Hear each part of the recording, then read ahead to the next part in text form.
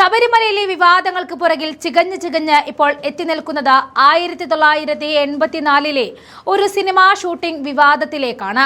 നരിവേട്ടയുടെ സംവിധായകൻ അനുരാജ് മനോഹറിന്റെ പുതിയ സിനിമയുടെ ഷൂട്ടിംഗ് വിലക്കുകൾ ലംഘിച്ച മകരവിളക്ക് ദിവസം സന്നിധാനത്ത് വെച്ച് ഷൂട്ട് ചെയ്തു എന്നുള്ള പരാതിയും വിവാദമേ നമുക്കറിയൂ. എന്നാൽ കാലങ്ങൾക്ക് മുന്നേ നടന്ന ശബരിമലയിലെ സിനിമാ ഷൂട്ടിംഗ് വിവാദമാണിപ്പോൾ റിപ്പോർട്ടർ TV മറനീക്കി പുറത്തു കൊണ്ടുവന്നിരിക്കുന്നത്. ഇപ്പോൾ ശബരിമലയിലെ യുവതീ പ്രവേശനം വിവാദമായി കത്തി നിൽക്കുമ്പോൾ അന്ന് ഷൂട്ടിങ്ങിന് വേണ്ടി സിനിമാ നടിമാരെ കയറ്റിയതിന് കോടതിയിൽ കേസ് കൊടുത്ത് ജയിച്ച വി രാജേന്ദ്രൻ എന്ന ആളെ കുറിച്ചാണ് പറയുന്നത്. അന്ന് ഒരു തമിഴ് സിനിമയ്ക്ക് വേണ്ടിയായിരുന്നു ഷൂട്ടിംഗ് നടന്നത്. സ്ത്രീ പ്രവേശനം പാടില്ല എന്ന ആചാര ലംഘനം നടത്തി അക്കാലത്തെ ദേവസ്വം ബോർഡ് 7500 രൂപ രസീത് നൽകി ഷൂട്ടിങ്ങിന് അനുവദിക്കുകയായിരുന്നു. നമ്മിനോർക്ക് ഇടുവതില്ലേ എന്ന തമിഴ് ചിത്രത്തിന് വേണ്ടിയായിരുന്നു അന്ന് ഷൂട്ടിംഗ് അനുവദിച്ചത്. അതിന് അനുമതി കൊടുത്ത ദേവസ്വം ബോർഡ് UDF-ന്റേതായിരുന്നുവെന്നും അദ്ദേഹം പറയുന്നുണ്ട്. ഇപ്പോൾ യുവതീ പ്രവേശനം നടത്തി നട്ടം തിരിഞ്ഞ് സുപ്രീം കോടതിയിലിരിക്കുന്ന ഇടതുപക്ഷത്തിന് കച്ചിത്തുരുമ്പുണ്ടാക്കാനുള്ള റിപ്പോർട്ടർ TVയുടെ ആ ചികയിൽ നമ്മൾ കാണാതെ പോകരുത്. കാര്യം അതൊക്കെ അവിടെ നിൽക്കട്ടെ.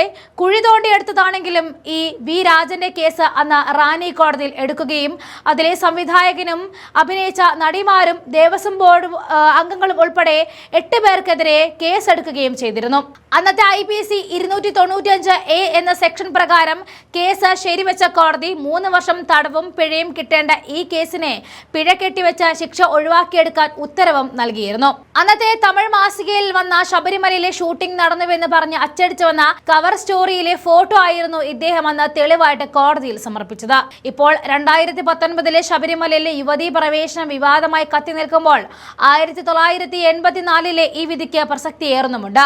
അന്ന് സ്ത്രീകളെ കയറ്റിയത് കുറ്റമാണെന്ന കോടതി നിരീക്ഷണത്തിൽ തെളിഞ്ഞതുകൊണ്ട് അത് ഇന്ന് ചെയ്തതും കുറ്റമാണെന്നും ആചാര ലംഘനത്തിന് താഴെ വരുന്നതാണെന്നുമാണ് തെളിയുന്നത്.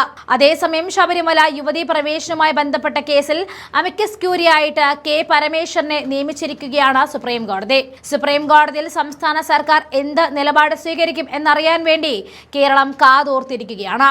ശബരിമല യുവതീ പ്രവേശന കേസിലെ സംബന്ധിച്ചിടത്തോളം ഏറെ നിർണായകമാണ് അമിക്കസ് ക്യൂറി. വാദം കേൾക്കുന്ന 9 അംഗ ഭരണഘടനാ ബെഞ്ചിന് മുൻപാകെ അമിക്കസ് ക്യൂറിയായി ചീഫ് ജസ്റ്റിസ് നിയമിച്ചത് മുതിർന്ന അഭിഭാഷകൻ K പരമേശ്വരനെ ആയിരുന്നു. മലയാളിയായ K പരമേശ്വർ അമിക്കസ് ക്യൂറിയെ നിരവധി കേസുകളിൽ സുപ്രീം കോടതിക്ക് മുൻപാകെ എത്തിയിട്ടുള്ള ആളുകൂടിയാണ്. എന്തായാലും ശബരിമല യുവതീ പ്രവേശനം കത്തി നിൽക്കുന്ന ഈ സമയത്ത് 1984 നടന്ന ആ സംഭവം വീണ്ടും ചർച്ചാ വിഷയമായി മാറുകയാണ്.